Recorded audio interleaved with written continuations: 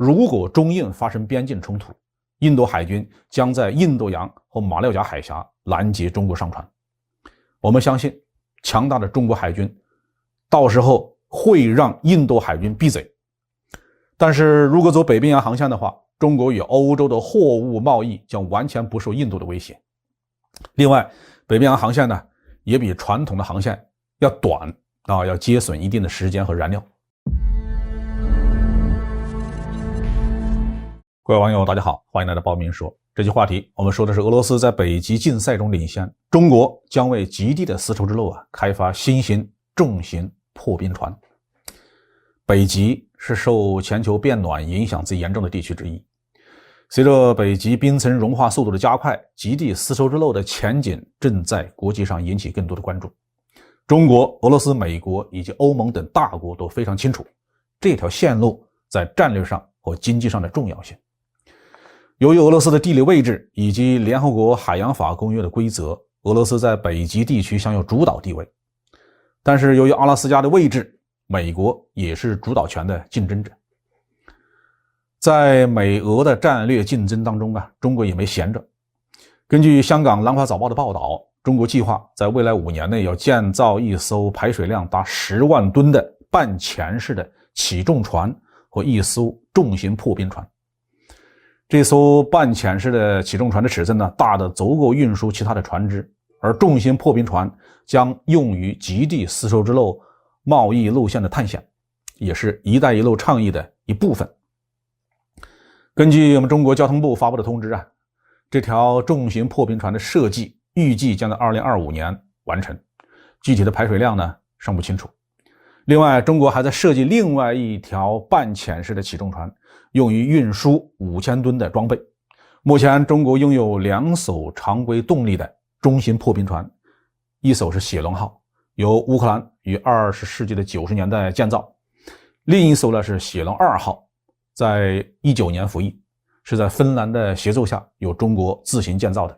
中国的破冰船队比起俄罗斯来那可以说小巫见大巫了。俄罗斯拥有世界上最庞大的破冰船队，也是唯一的拥有核动力破冰船的国家。目前俄罗斯拥有5艘核动力破冰船，还有5条在建造之中。北极号核动力破冰船是迄今为止世界上最强大的破冰船，排水量是33000吨，能够破3米厚的冰。新的利德级核破冰船预计将在2027年交付，排水量达到7万吨，破冰能力可以达到4米。相比之下美国的破冰能力就差远了。美国目前拥有2艘常规动力的破冰船，属于美国海洋警卫队。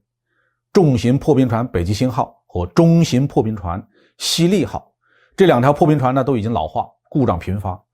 美国的海洋警卫队已经订购了3艘新的重型破冰船，其中第1艘将于2024年下水。中美俄针对北冰洋航线的竞争才刚刚开始。俄罗斯已经领先，预计还会继续领先下去。目前中国与欧洲的贸易主要是通过南海、马六甲海峡、印度洋、苏伊士运河、地中海这条线路进行。那么这条线路上最大的战略风险是印度。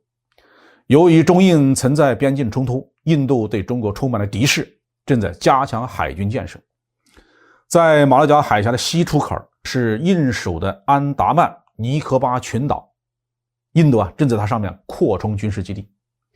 印度海军的一些高层官员已经公开的叫嚣，如果中印发生边境冲突，印度海军将在印度洋和马六甲海峡拦截中国商船。我们相信，强大的中国海军到时候会让印度海军闭嘴。但是如果走北冰洋航线的话，中国与欧洲的货物贸易将完全不受印度的威胁。另外，北冰洋航线也比传统的航线要短要节省一定的时间和燃料。如果贴近俄罗斯海岸航行的话，还可以得到俄罗斯海警的保护。因此北冰洋航线是北极冰层融化以后我们必须开拓的新领域。看来全球变暖也不全是坏事，至少它还能给我们带来这个新的战略机遇。